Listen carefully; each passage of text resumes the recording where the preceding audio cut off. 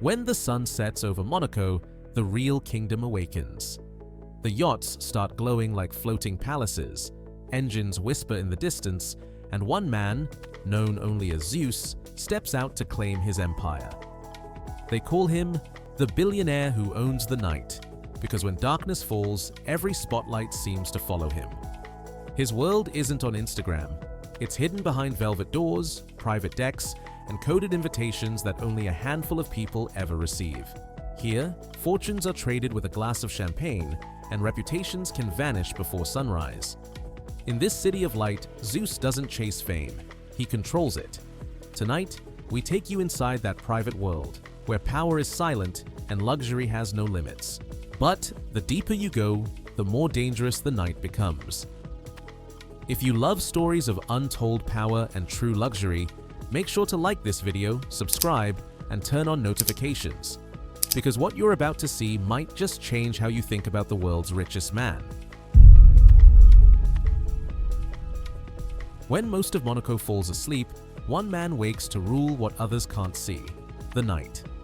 The stars above the Riviera may belong to the sky, but the spotlight below belongs to Zeus. He doesn't wait for the day to shine. He waits for the world to dim so his empire can breathe. Each evening, his convoy glides silently through the streets of Monte Carlo, a Bugatti in the front, a Rolls-Royce in the back, like a royal procession cloaked in moonlight. But these aren't displays of vanity, they're signals. To Monaco's elite, it means the game has begun. For Zeus, night is not chaos, it's choreography. The rhythm of luxury beats to his pulse. A dinner in Hôtel de Paris turns into a negotiation worth tens of millions. A toast on a private deck becomes the handshake that redirects entire markets. He doesn't need offices or press conferences. His empire runs on glances, gestures, and silence. Every guest who enters his circle after midnight knows, once you're in Zeus's world, your reputation changes before morning. He mastered the art of timing, knowing when to appear, when to leave, and when to say nothing. In Monaco, where every second glitters with distraction, Zeus turned attention into currency. His influence stretches across nightlife, real estate, and private investment, all woven together by one rule: control the moment, and you control the outcome. Yet even a man who owns the night knows it's a fragile kingdom. Because in the shadows he commands, others are waiting, watching, learning his rhythm. And when the time comes, they won't ask for permission. They'll come for the throne of the dark. Every empire needs rules, but Zeus's empire was built on rules no one dares to write.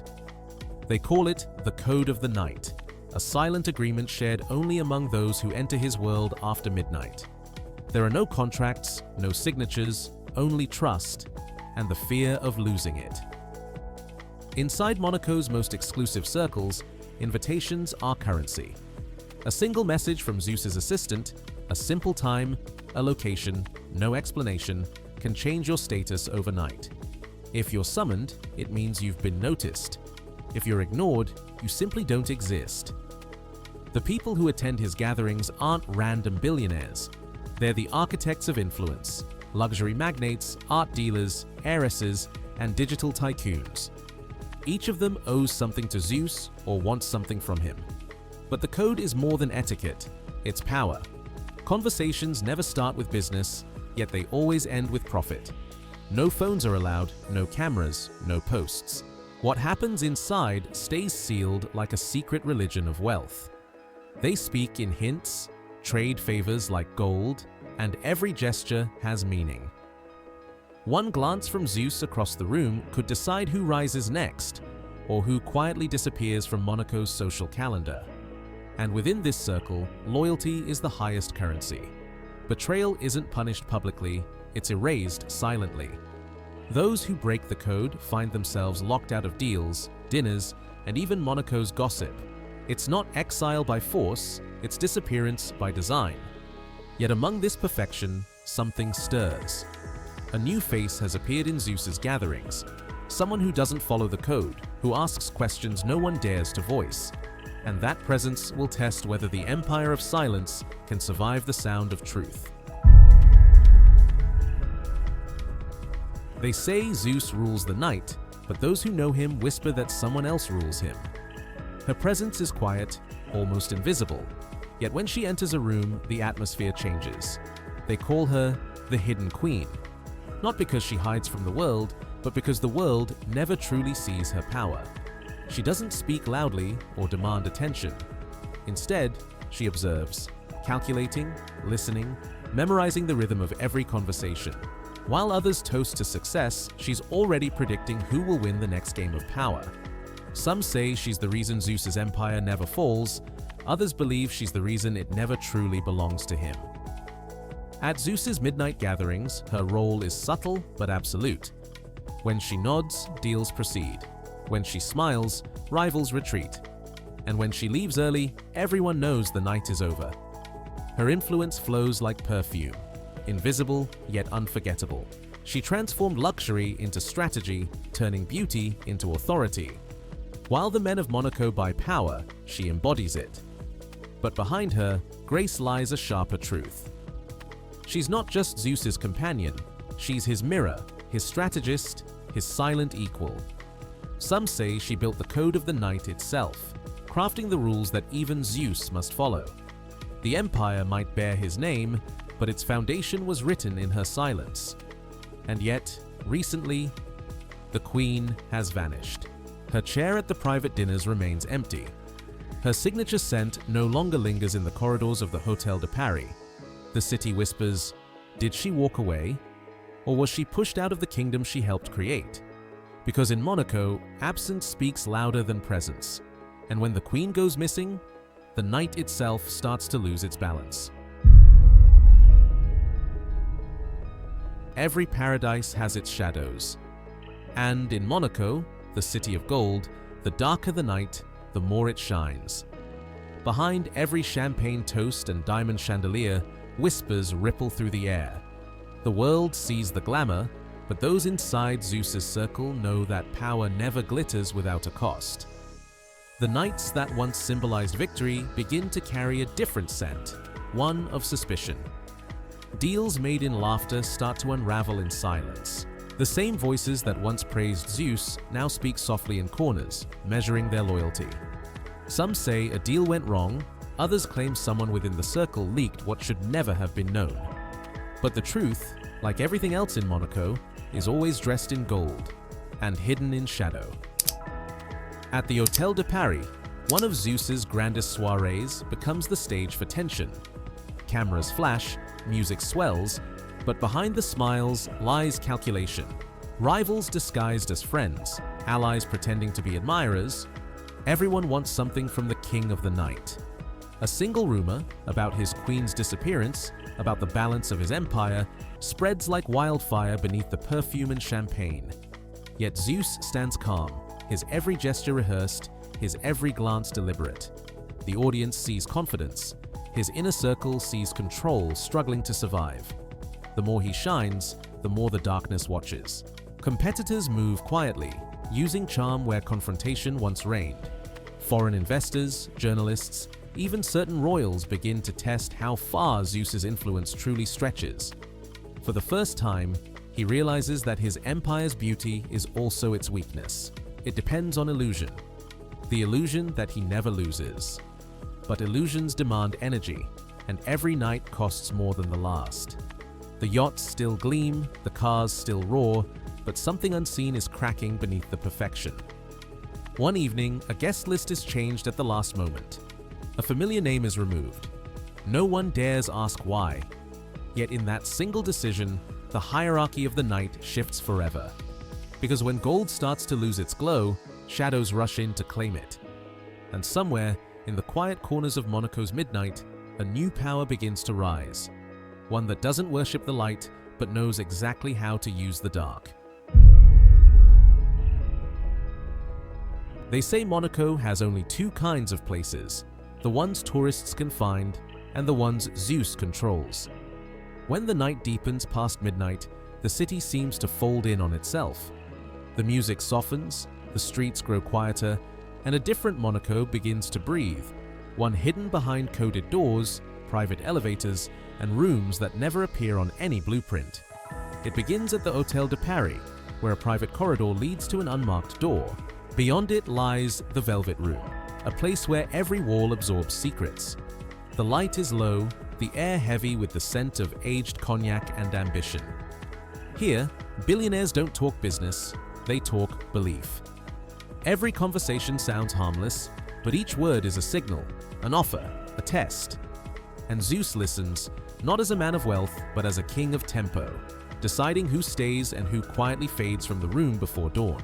Other nights, he moves his gatherings offshore onto his 300-foot yacht anchored just beyond Port Hercule. The sea becomes his fortress, the waves his guards. From above, the ship looks like a drifting jewel, but on deck, it's where the world's most powerful whispers echo under starlight. Deals are inked not on paper, but in promises, sealed with toasts that never reach social media. Privacy isn't a luxury here, it's law. Even among billionaires, not everyone gets invited twice. One wrong comment, one misstep in tone, and your access vanishes, just like that. Those who are loyal to Zeus know that the deeper the luxury, the higher the cost of entry. These hidden venues are temples of exclusivity, where silence is sacred and wealth is just the entry fee to something far rarer, influence. Yet there's one place even his closest allies whisper about, a place no one has photographed, no one admits to entering. It's said to exist beneath the surface of his world, accessible only to those who've proven more than loyalty. They call it the inner room. No one knows what happens there, only that when someone walks out, they're never quite the same. No cameras, no staff, no trace. That's the first rule of the inner room. Those who've been there don't talk, and those who talk have never been there. Some say it's hidden beneath Zeus's penthouse on Avenue Princess Grace. Others swear it's buried deep inside the yacht he never names.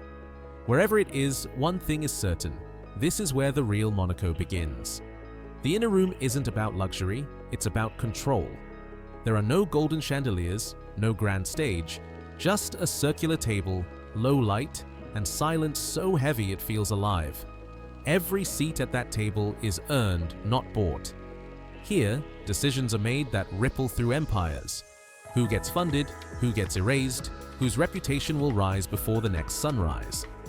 The outside world runs on headlines. This world runs on whispers.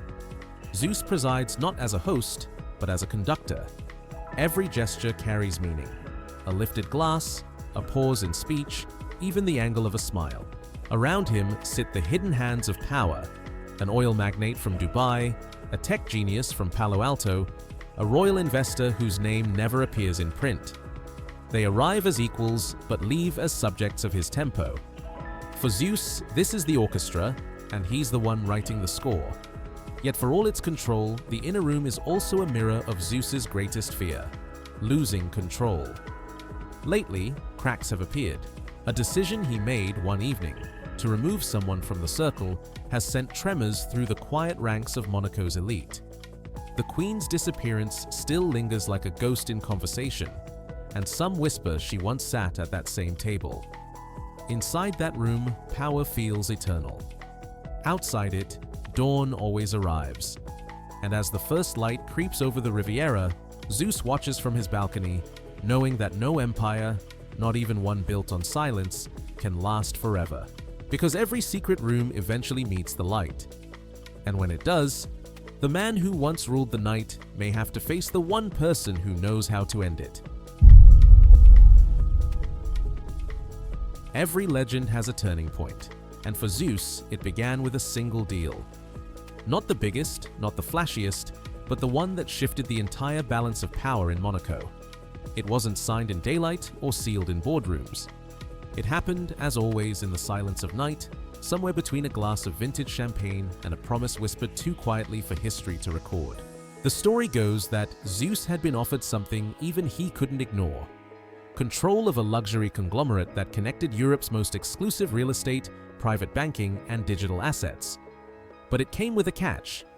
To take it, he'd have to partner with a man he didn't trust, and betray one he once called a friend. For most, it would have been unthinkable.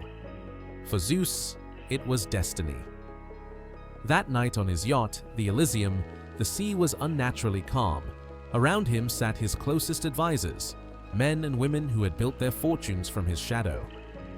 The decision was laid bare: walk away and protect his empire, or sign and expand it beyond imagination. He said nothing for minutes that felt like hours. Then, with one simple phrase, "Let the night decide," he lifted his pen. The next morning, Monaco woke to a new order. Zeus had taken control of the largest private network of luxury holdings in the Riviera. Hotels, marinas, investment houses, all subtly tied back to his name. For the public, it was another headline about a man too rich to measure. But inside the city's elite, everyone felt the shift. The man who once hosted the parties now owned the stage. Yet power, once expanded, is impossible to contain. The partner he had betrayed began to move quietly, gathering allies who'd been excluded from the inner room. The press started circling, sensing blood beneath the glamour, and those closest to Zeus began to wonder, was this deal a triumph or the beginning of his undoing? Even Zeus seemed changed. He no longer smiled at his midnight gatherings, he studied them. Every laugh, every glance, every delayed response, he noticed it all. The empire had grown, but so had the silence between him and the world he ruled. And somewhere out there, in a shadowed corner of Monaco, a familiar scent returns. Faint, elegant, unmistakable. The queen is back, but is she here to save his kingdom, or to watch it burn from within? Every empire eventually meets its reflection, and for Zeus, that moment came when the night stopped obeying him. The same city that once moved to his rhythm began to breathe on its own. Rumors spread faster than the music at his parties. Rivals whispered his secrets. Allies turned silent. And beneath the glow of the Riviera, a rebellion was quietly blooming. Not with armies, but with influence. It started subtly. Investors began pulling out of deals without explanation. Invitations to Zeus's private gatherings were ignored. Journalists who once praised his brilliance now hinted at arrogance. The code of the night, once sacred, had fractured. Those who once bowed to him now moved in new circles, following a different figure, her. The queen had returned. Unlike Zeus, she didn't announce her comeback. She appeared in silence, at an art gala in Paris, a yacht party in Cannes, a private charity ball in London. Each appearance felt like a whisper of thunder before a storm. Her calmness terrified Monaco's elite more than any scandal could. They remembered her precision, her subtle dominance, the way she could tilt an entire room without saying a word. And now, she wasn't standing beside Zeus. She was standing opposite him. For the first time, the king of the night hesitated. He sent messages that went unanswered, invitations that were declined. The empire he built on timing and control was beginning to unravel by seconds and silence. Some said he'd lost focus, others claimed he'd lost her trust. But those closest to him saw the truth. He wasn't fighting her, he was fighting himself. One evening, at what was meant to be his grand return, a celebration aboard the Elysium, the atmosphere was tense. The crowd sparkled, the orchestra played, but Zeus barely spoke. Halfway through the night, the lights flickered. For a brief moment, the sea went dark. When the power returned, one chair at the main table was filled. By her, the queen, calm, radiant, watching. Their eyes met across the table. The crowd went silent. No words were spoken, none were needed. Everyone knew the night no longer belonged to Zeus alone. And as the music swelled once more, one question lingered in the air like perfume. When the queen returns to the kingdom of the night, does she come to share the throne or to claim it? In a world where wealth can buy anything but time, Zeus learned the hardest truth, that even the night he once ruled can turn against its king. His empire of lights, secrets, and unspoken codes now stands at a crossroads. And as the queen reclaims her place beneath Monaco's stars, the question remains: did Zeus build his kingdom to last, or to be remembered? Because in Monaco, power is never lost, it's only transferred. The night no longer belongs to one man, but to those bold enough to master its rhythm. And somewhere between the sound of waves and the echo of violins, a new game has already begun. If you've enjoyed this journey inside Zeus's private world, make sure to like this video, subscribe, and turn on notifications so you don't miss what comes next in Inside the Billionaires. Your support keeps this channel shining, bringing you deeper into the hidden lives of those who define luxury, power, and legacy. Thank you for watching, and remember, in Monaco's world of billionaires, the story never ends when the lights go out.